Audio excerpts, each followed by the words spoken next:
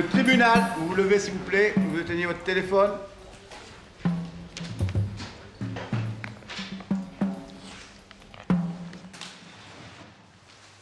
L'audience est reprise, vous pouvez vous asseoir.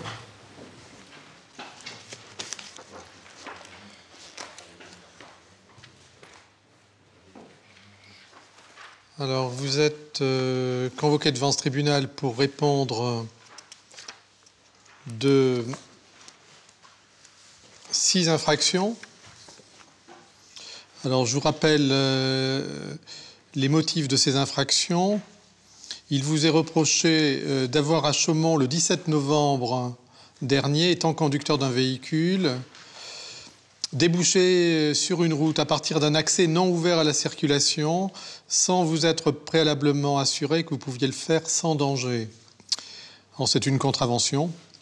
On vous reproche en outre, toujours dans les mêmes circonstances, un délit de fuite, le fait d'avoir occasionné un accident et d'avoir omis de vous arrêter. Il vous est reproché également, toujours dans les mêmes circonstances de temps et de lieu, d'avoir conduit un véhicule sans être titulaire du permis de conduire. On vous reproche également d'avoir conduit ce véhicule sans que celui-ci soit assuré par une assurance garantissant votre responsabilité civile. On vous reproche un défaut de mutation de carte grise. Enfin, le défaut de soumission du véhicule à un contrôle technique auquel il est astreint tous les 2 ans.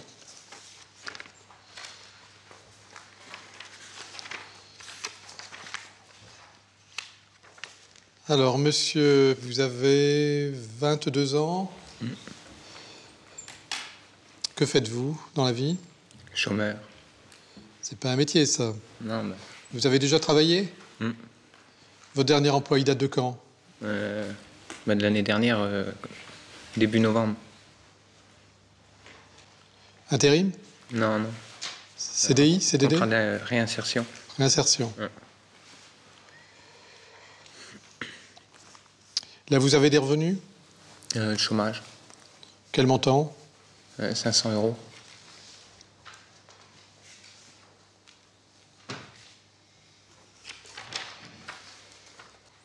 Bon, à l'origine des infractions qui ont été relevées contre vous, il y a un accident de la circulation dans lequel vous êtes impliqué avec un bus.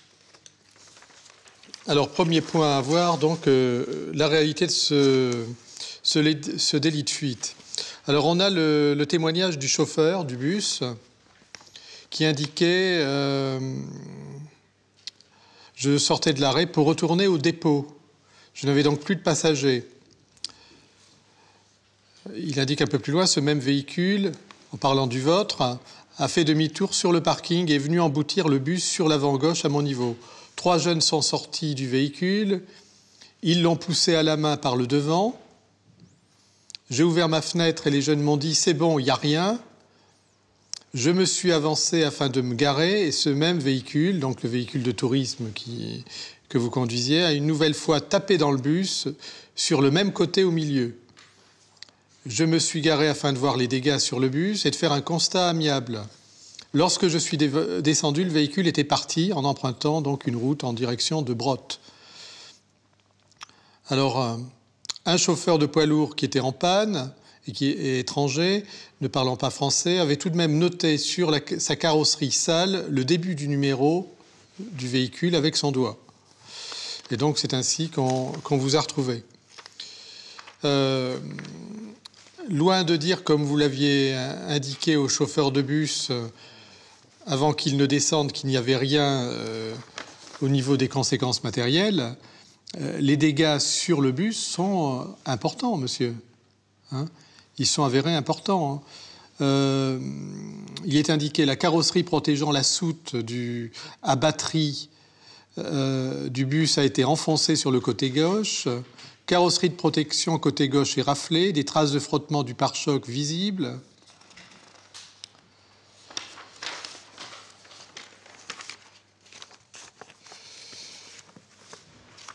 Non, tout ça, ça a un coût, hein, coût de réparation. Alors, sur ce premier point, le délit de fuite. Qu'est-ce que vous avez à dire? Bon, Pour quelle raison vous ne vous êtes pas arrêté? je sais pas. Si, vous le savez très bien. Parce que j'avais peur. Et pourquoi vous aviez peur? Parce que j'avais pas le permis. Voilà. Vous n'aviez pas le permis de conduire. Le véhicule que vous conduisiez n'était pas assuré. Vous n'aviez pas la certitude qu'il le soit, en toute hypothèse. Je ne savais pas qu'il n'y était pas. Voilà. Enfin, vous ne saviez pas non plus s'il l'était. Ça faisait déjà 2 bonnes raisons de ne pas rester sur place. En plus, vous aviez des antécédents judiciaires. En 2008, vous aviez déjà été condamné pour des faits de violence aggravée, une peine d'amende, et 2009 pour un vol, une autre peine d'amende.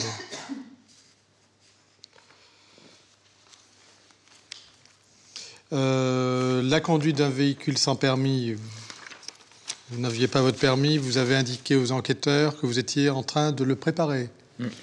Vous l'avez depuis? Non, mais je ne suis pas retourné. Alors, le défaut de mutation de carte grise, pour quelle raison vous n'avez pas fait le nécessaire? Je sais pas, un manque d'argent. Alors, je vois une enquête socio-éducative qui a été menée récemment à l'initiative du parquet. Donc, vous vivez seul avec votre mère, c'est bien ça?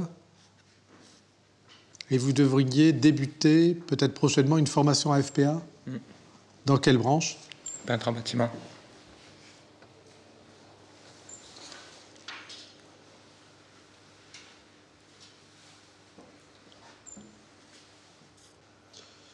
Le véhicule que vous conduisiez appartenait à qui?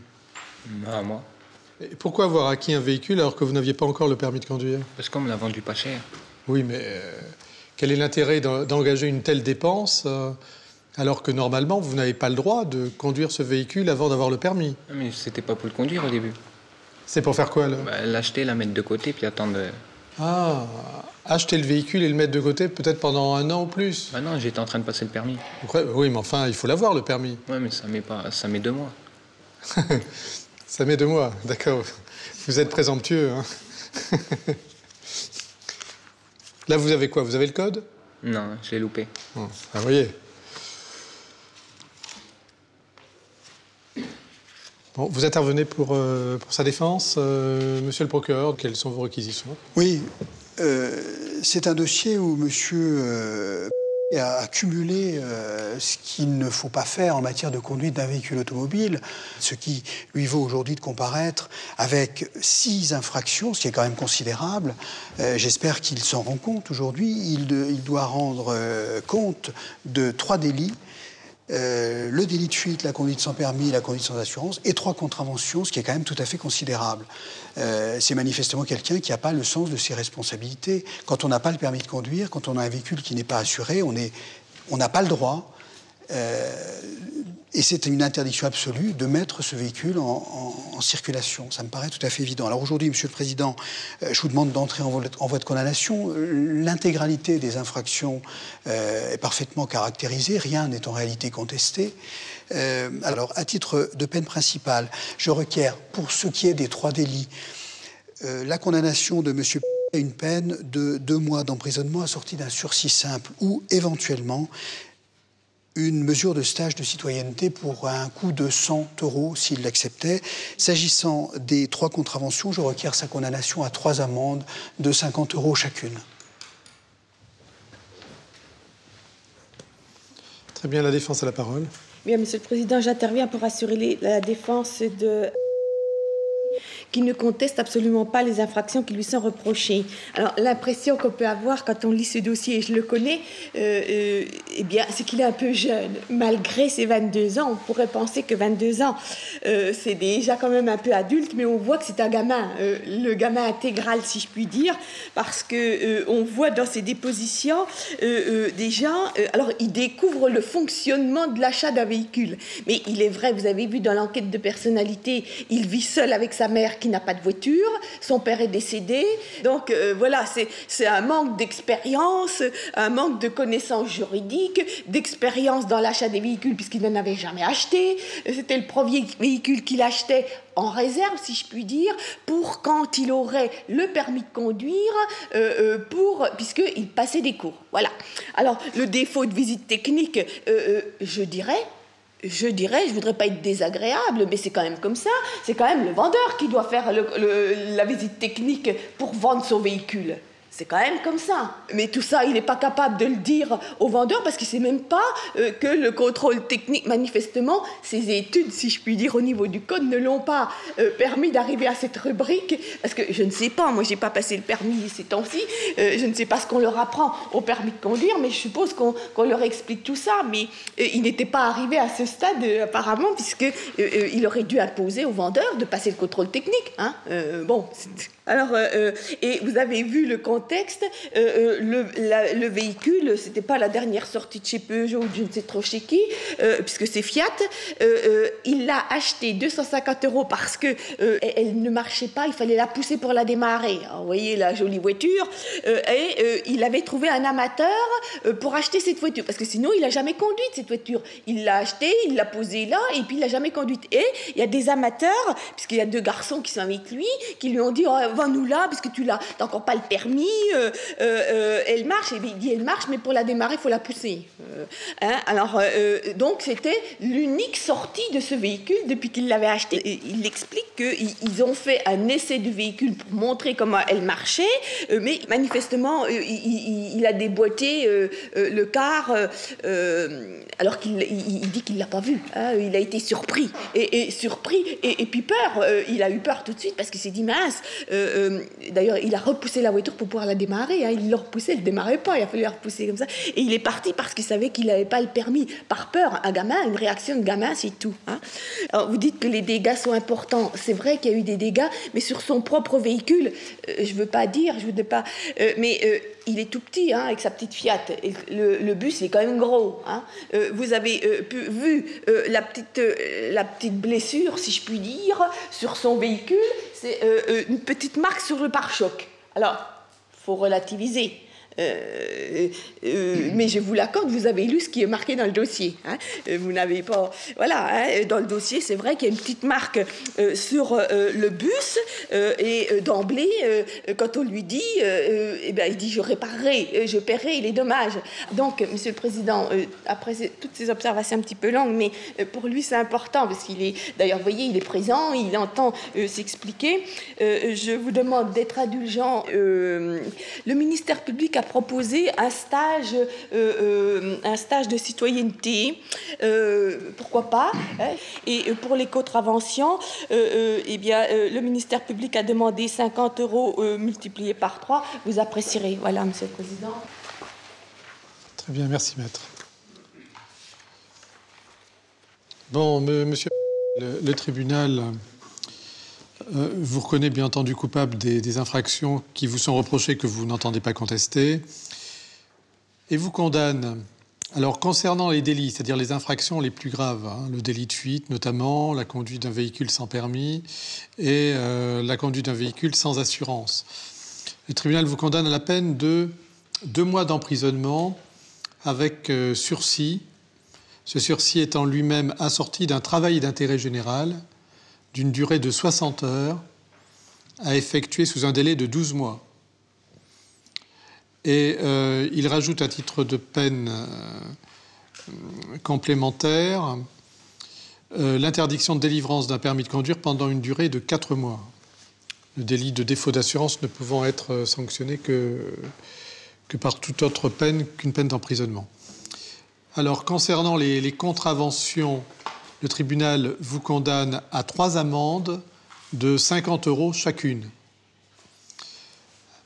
Alors, je reprends le fil de ces condamnations. Vous avez 2 mois d'emprisonnement, mais intégralement assortis d'un sursis. C'est-à-dire qu'en l'état, ces 2 mois d'emprisonnement, vous n'aurez pas à les faire.